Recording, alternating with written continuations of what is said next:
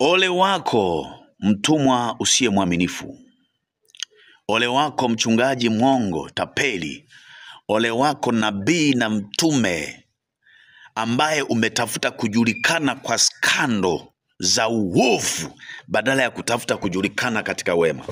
Nakupa ole, nasema ole we ambao unajitukanisha kanisa, unamtukanisha Kristo kwa tabia zako. Ole wako wewe ambaye umekuwa na tabia mbaya ukijua Ukristo ni kama kitu cha kuchezea. Uwe popote, nchi yoyote, mahali popote, kikombe chako kinakaribia kujaa. Kuna wachungaji mmekuwa ni matapeli, mitume na manabii matapeli. Mnaombea watu, mnalipisha fedha, mnawaambia watu watoe fedha, mnawaambia watu walipie lakini mnalitumia jina la Kristo kutapeli watu.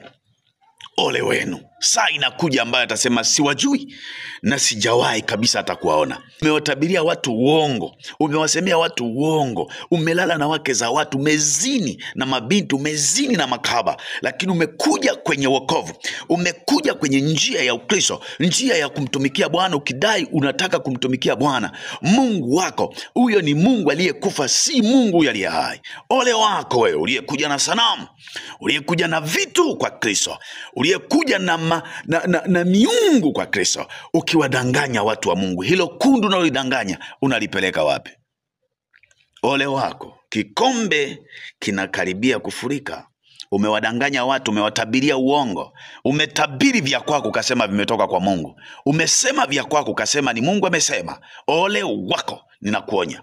Saa inakuja, pepeteo linakuja. Pepeteo linakuja, pepeteo linakuja. Ole wako we mtumishi mwovu uliyekuja kupata mafanikio. Ole wako.